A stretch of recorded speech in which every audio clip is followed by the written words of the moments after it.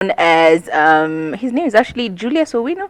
Anyway, yes, let me find his name right now. He's better known. His actual name is I've lost it.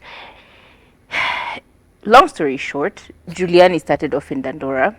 As he used to live in dump site in Dandora.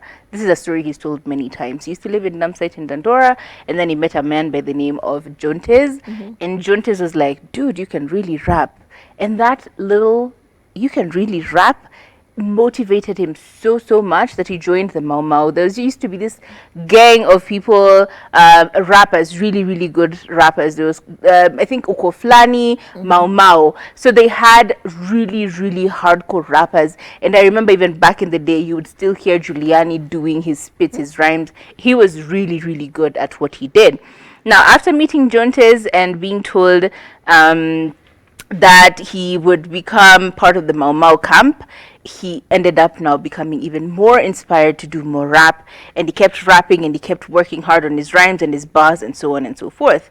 Now, the amazing thing about that is he learned a few things along that way, because his story, his success story through Jontes, has actually helped him to lead a group of about 45 young people who are also doing their own work in terms of music and artistry, among other things. And he just does support them. That's all he does. He helps them in developing their potential, figuring out what they want to do with their lives, and so on and so forth.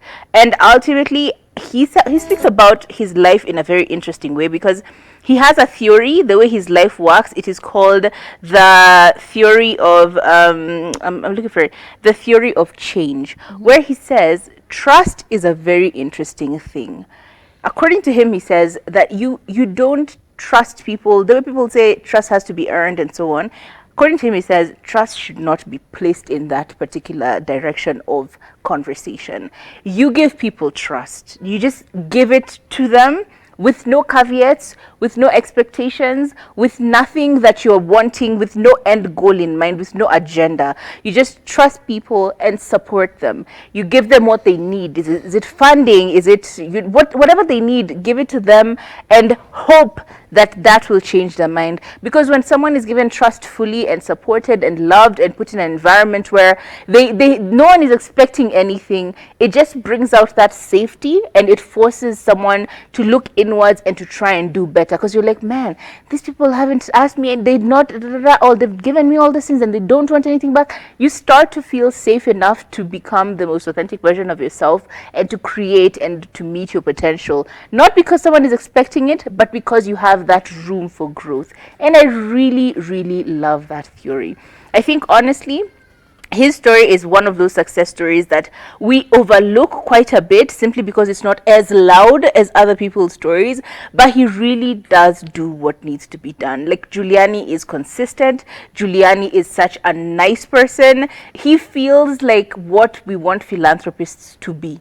Just do the work and leave it to the person and to God and the universe to deliver for you the rest of the way. And I love that.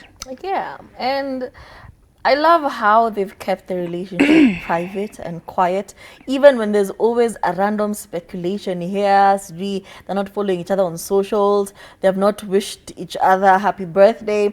But even when he's giving this talk, he's like, I tell my wife this every day. And I'm just like, go off and show us you're still with your wife. Go off. Honestly, I am so happy for them. And I'm so happy that they found each other, you know. Sometimes second time's the charm, or third time, you know. Anyway, let's talk about George Achoka. Now, George Achoka has been giving out free hugs. He started during the demonstrations when guys